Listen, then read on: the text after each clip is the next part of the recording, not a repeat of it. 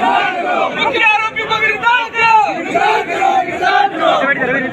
नीचे बैठ जाओ। प्रशासन मुर्दाबाद, मुर्दाबाद, मुर्दाबाद। पुलिस प्रशासन मुर्दाबाद, मुर्दाबाद, मुर्दाबाद। पुलिस प्रशासन मुर्दाबाद, मुर्दाबाद, मुर्दाबाद। डीडवाना प्रशासन होश में आओ, होश में आओ, होश में आओ। पहले तो पुलिस ने मार दी रबाट और बीच के अंदर एक प्लानिंग है ठोको हमारी दबाव में हमको दबाव यही दबाव है इसकी। अरे जो सरकार को आती है सामने ये नहीं है अपना नाम किसी पार्टी का किसी का नाम नहीं लेना ये व्यक्ति विशेष का नाम लो सभी हम एक है।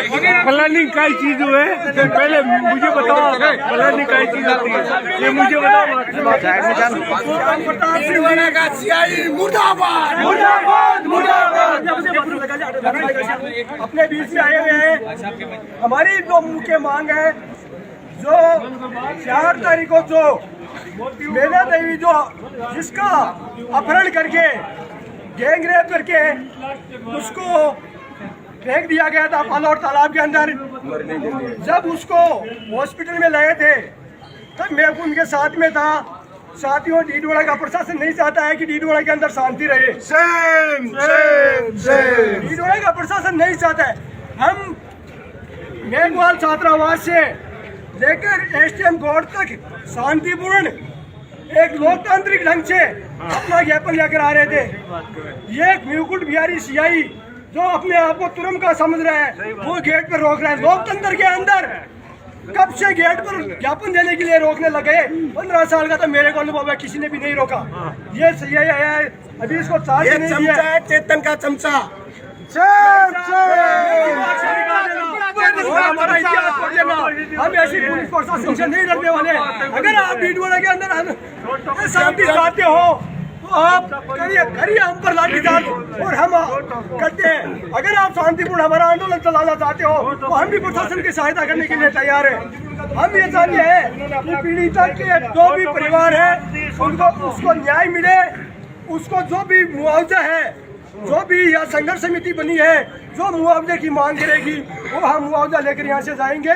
और जो भी इसकी निष्पक्ष जांच होकर जो भी दोषी है उनको सजा मिले यह हमारी प्रशासन से और राज्य सरकार से मांग है। अब मैं जितेंद्र सिंह जी आपको बताएंगे फिर किसान नेता भागीर जी यादव बताएंगे आपको। भारत माता की देखिए साथियों हमारा ये नागौर जिला का डीडवाना अमन चैन और शांति के लिए पूरे विश्व में पूरे भारत में पूरे राजस्थान में विख्यात है। हाँ जी। लेकिन पिछले कुछ दिनों से जब यहाँ कांग्रेस की सरकार बनी है और स्थानीय जब ये विधायक जी यहाँ पर आकर बैठे हैं इस डीडवाना की अमन चैन शांति सब कुछ को बर्बाद करके रख दिया है। और इस डीडवाना में गुंडागर्दी, इस डीडवाना में पुलिस की गुंडागर्दी, इस डीडवाना में प्रशासन की गुंडागर्दी शुरू हो गई।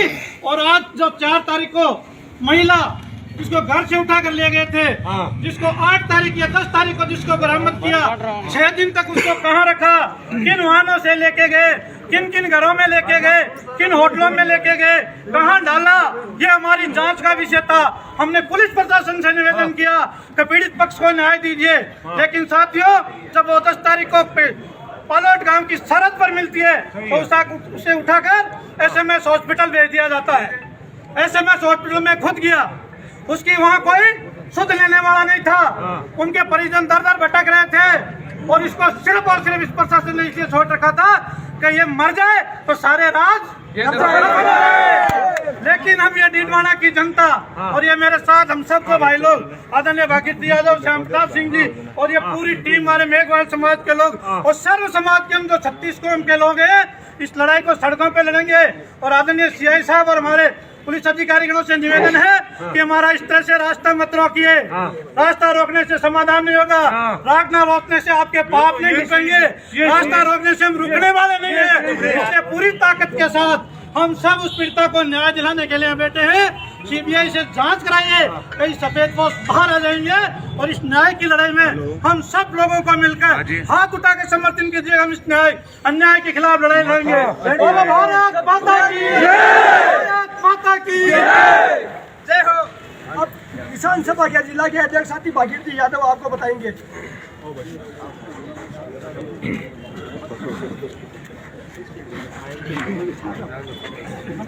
बाकी की बात दोस्त है भी। अरे इन साइड में करो ना। बैठ जाओ, बैठ जाओ, बैठ जाओ, बैठ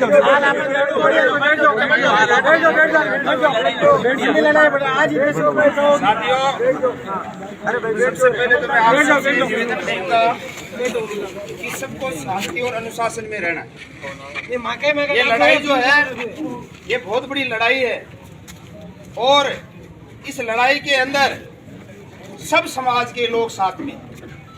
पहले तो किसी कोई मेघवाल समाज या एक जाति का आंदोलन नहीं है, ये किसी पार्टियों का आंदोलन नहीं है, ये कोई राजनीतिक दलों का आंदोलन ये नहीं है, ये सब हमारे जीवन का आंदोलन है और हमारी उस पीड़िता के परिवार को न्याय दिलाने का आंदोलन। जब यहाँ पुलिस के लोग खड़े हैं, मैं उनसे दो ही सवाल करूंगा। यदि कहीं भी मेरे दो सवालों का ये जवाब दे दे तो हम चुपचाप यहाँ से चले जाएंगे। बड़ी शर्म की बात है जब ये घर की महिला घर पर नहीं आती है, रात को 9-10 बजे तक इंतजार करने के बाद में पालोट गांव के सब समाज के 20-30 लोग एक साथ में पुलिस थाना डीडवाना आते हैं और थानेदार को लिखित में देते हैं कि अमुक महिला हमारी जो बहू है वो इन लोगों के साथ में, इन लोगों पर हमें शक है, इनके साथ में गई है, हमें शक है। 2-3 आदमियों का 3-4 का इन्होंने नाम दिया है, आप उनको पकड़िए। देखो सुनो, ये संवेदनशील और पारदर्शिता सोच प्रशासन की बात करने वाले लोग कितना सोच प्रशासन देते हैं। उन 30 लोगों की बात को नहीं मान करके उस एप्लीकेशन को रद्दी की टोकरी में डाल दिया और कहीं उनको गंभीरता से नहीं लिया। जब दूसरे दिन वो लोग आते हैं तो दूसरे दिन उस बात को थोड़ा सा सीरियस लेकर के उन दोनों लोगों को बुलाते हैं जिनको अभी आप थाने में बैठा रखा है, लेकिन उनसे किसी तरह की पूछताछ नहीं करते हैं। यदि उस दिन पूछताछ हो जाती कड़ाई से तो मैं कहता हूं कि उस बच्ची की जान बचती कि नहीं बचती? पुलिस वालों ने उनको ला करके बैठा करके वापिस छोड़ दिया। मुझे आप जवाब दीजिए, आप लोगों का इन्वेस्टिगेशन फिर कहां से आ गया? आपने पहले उनको छोड़ दिया और फिर वही मुलजिम बन गए। इस बात का जवाब दीजिए। या तो आपने पूछा नहीं या फिर आपने किसी के दबाव में उनको छोड़ा या कि किसी उनके मुंह से किसी दूसरे लोगों का नाम आया है, उस कारण से उनको आपने छोड़ा है। मुझे आप इस बात का जवाब दीजिए कि आप लोगों ने उन दोनों लोगों को छोड़ा क्यों? और जब एफआईआर लिखने के बाद में एफआईआर जब सीआई को दी जाती है तो सीआई कहता है कि इसमें दुष्कर्म की बात क्यों लिखते हो? आपको क्या पता दुष्कर्म हुआ है? आपको क्या पता गैंगरेप हुआ है? अरे भाई, हमारे घर की बेटी गई है, 2 आदमी 3 आदमी को लेके गए हैं तो उसके साथ में गलत काम तो हुआ कि नहीं हुआ? लेकिन वो थानेदार कहता है कि आप एफआईआर में दुष्कर्म नहीं लिख सकते, गैंगरेप नहीं लिख सकते। जब मेरी सीआई से बात हुई, मैंने कहा भाई आप क्यों नहीं लिखते हो कि साहब वो जांच में आ जाएगा। आपको क्या मतलब है जांच में आ जाएगा? आप एफआईआर में लिखते हो नहीं लिखते हो? फिर जाकर के उन्होंने एफआईआर ली। और मैं तो पूछना चाहता हूं, ये इतना बड़ा कांड, जिस बच्ची को 6 दिन तक 5.5 रोज तक एक खाई के अंदर वो पड़ी रही और रामजादो ने इन्होंने उनको 2 झापड़ देके पूछा तक नहीं कि वो बच्ची गई कहाँ। रो रहे थे, परिवार वाले रो रहे थे, परिवार वाले बार बार आकर के कह रहे थे कि बाप जी हमारी बच्ची को ढूंढ लाओ आप। वो लोग हैं हत्यारे, वो लोग हैं इनको ले जाने वाले, लेकिन पुलिस लेके नहीं आई। अब थानादार जी, आप लोग गेट को रोकते हो। पहली बार मैंने देखा है, हालांकि हमने आंदोलन ही लड़े जिंदगी के अंदर, लेकिन इस गेट पर वही खड़ा होता है रोकने के लिए जिनके मन में चोर है, गलत है, जिन्होंने न्याय नहीं किया है, भेदभाव किया है। जिस पुलिस ने अपनी वर्दी का दागदार किया है वो वहाँ खड़ा होता है। नहीं आज तक हमने यहाँ आकर के हमने धरने दिए, प्रदर्शन किए हैं, लेकिन ऐसा हमारा रिकॉर्ड नहीं रहा कि हमने कई ठेले पे मूंगफली भी उठवा ली। ये हमारा शांति और आंदोलन है, हमारा तरीका है। लेकिन आप लोगों ने गेट पे खड़ा रह करके ये साबित कर दिया कि डीडवाना की पुलिस वास्तव में निकृष्ट है। डीडवाना की पुलिस वास्तव में इसने गलत किया है। और ऐसे पुलिस अधिकारियों को जनता के बीच में आने का कोई अधिकार नहीं। मैं तो ये कहता हूँ कि एसपी साहब आ गए, यदि एसपी साहब नहीं आते तो वो और भी जांच नहीं होती और वो पीड़िता 10 दिन लगते, 15 दिन लगते। उनके सामने जब बात आई खुल करके और इनके कप्तान ने स्वीकार किया है, पुलिस के एसपी ने स्वीकार किया है कि नेग्लिजेंसी थाने के इंचार्ज की है, थाने के जो जांच कर रहा है उसकी है, और रातों उसको सस्पेंड किया। क्यों किया भाई सस्पेंड? वो तो खुद 302 के मुल्जिम है। सस्पेंड क्यों किया? वो तो खुद आप 302 के मुल्जिम है, उनकी वजह से तो उनकी मौत जांच में जब दोषी होता है, हाँ। जांच में जब दोषी होता है फिर पुलिस के अधिकारी को सस्पेंड करते हैं। लेकिन एसपी ने खुद ने माना है कि वास्तव में हमारे थाने की गलती है और गलती इतनी गंभीर है जिसकी हम कल्पना नहीं कर सकते। अरे तुम्हारे घर में भी बेटी और बहू है, तुम्हारे घर में भी औरतें हैं। सोचो तुम एक बार अपने दिल पे लेके कि ऐसा आपके घर में हो जाए, आपके साथ में हो जाए तो आप पर क्या बीतती हो। इस तरह से सो जाओगे तुम, एप्लीकेशन को साइड में डाल करके सो जाओगे और वो दर दर की ठोकरें खाते हुए पूरे गांव के लोगों ने 6 दिन तक लगातार आई।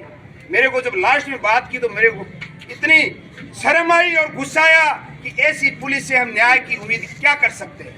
मुझे पता है यहाँ का डीवाईएसपी, यहाँ का एडिशनल एसपी और एसपी तीनों लोग जनता के बीच में आ नहीं सकते। उनको भी शर्म आ रही है कि हमारे थाने के लोगों ने बहुत गलत किया। वो बुला लेंगे यहाँ। उनके सुपरविजन के अंदर ऐसा कांड होता है और वो लड़की 6 दिन तक जिंदगी और मौत के बीच में घुटती घुटती कल अपने प्राण दे दिए। शर्म करो तुम लोग। पहले तो वो हत्यारे हैं जिन्होंने इस बच्ची के साथ में दुष्कर्म करके इसके साथ में हैवानियत किया है, और दूसरा कोई हत्यारा है तो डीडवाना की पुलिस है जिन्होंने 6 दिन पहले यदि उस बच्ची को पकड़ लिया होता आज वो बच्ची इस खुले आसमान के नीचे सांस लेती। इसीलिए मैं कहना चाहता हूँ तुम लोग हल्के में मत लो। हमने अभी बात की है जयपुर एसएमएस अस्पताल के अंदर उस बच्ची के परिजन कोई पोस्टमार्टम नहीं करवा रहे हैं।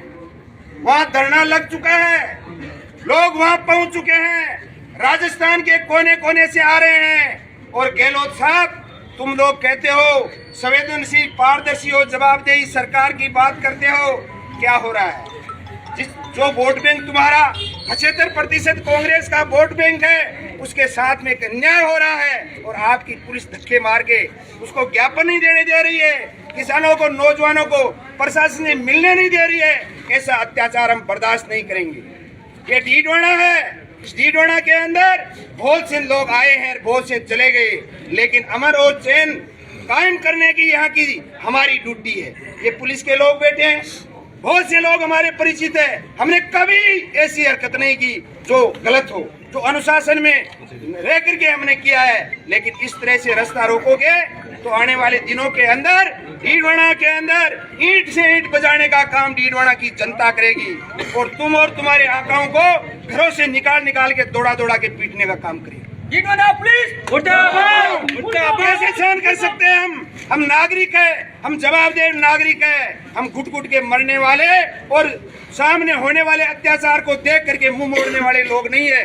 हम लड़ते हैं, ताल ठोक के लड़ते हैं। चाहे राजस्थान में किसी भी पार्टी की सरकार आई हो, सब सरकारों से हमें लड़ के न्याय लेने का हमने काम किया है। इसीलिए मेरे भाइयों, सब लोग यहाँ बैठ जाइए, आराम से धरना दीजिए और यहाँ का प्रशासन क्या बात करता है, क्या नहीं करता है, उसके बाद में आगे की रणनीति जो प्रबुद्ध लोग है, मेघवाल समाज के, इसके अलावा सारे लोग हैं, बैठ के हमें तय करना है। एक समाज से लड़ाई नहीं जीती जा सकती, चाहे वो कितना भी बड़ा समाज हो। जब सब समाज मिलकर के उस लड़ाई को जीतते हैं, उस लड़ाई में एक अच्छी सुगंध आती है और वो लड़ाई भी तेज होती है। आज वो बेटी किसी मेघवाल की नहीं है, वो बेटी भागीरथ यादव की भी है, वो जितेंद्र जी की भी है, वो तीसरे की भी है, वो हमारी सबकी बेटी है। और आज वो बेटी चली गई, उसके परिवार के अंदर पीछे जो लोग हैं उसका सुनने वाला कौन है, मुझे ये बताइए। आज उसके घर की कौन सुनेगा? उसका पति वो बीमार रहता है, बता रहे हैं कि वो बीमार रहता है तो उसके बच्चों चूल्हा का तक क्या नहीं होगा? जला है, 5 दिनों से चूल्हा तक नहीं जला उसके घर 5 का। दिन 6 दिन से चूल्हा नहीं जला है तो उसकी घर की क्या हालत हुई होगी? क्या ये सरकार की जिम्मेदारी नहीं है? हम कहते हैं हमारा 20 लाख का पैकेज इस धरने के अंदर आकर के 20 लाख का पैकेज उस घर तक परिवार को दिया जाए और उसकी जो जांच है वो डीडवाना से बाहर सीआईडी या एसओजी से कराई जाए, निष्पक्ष जांच कराई जाए। ये हमारी मांग है। बाकी मांग भी हमारी उस परिवार को सुरक्षा दी जाए। सारी मांगे हम लिख करके देंगे, लेकिन हमारी प्रमुख मांगे ये है, कौन चलाएगा उस घर को? आपने 2 लोगों को पकड़ के अंदर डाल दिया, उनके घर में चूल्हा जलाने की जरूरत नहीं है, वो तो वैसे भी रिजेक्ट है घर से। इससे न्याय थोड़ी हो जाएगा, ये न्याय थोड़ी हो गया।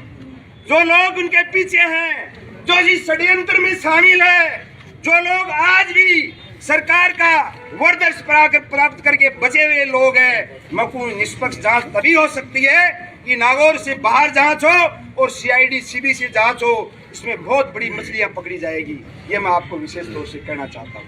आप लोगों का पुनः आभार व्यक्त करते हुए आप लोग शांति से, अनुशासन से, फिर कोई भाई है कोई हरकत ऐसी अपन को नहीं करनी है ताकि हमारा आंदोलन कमजोर पड़े।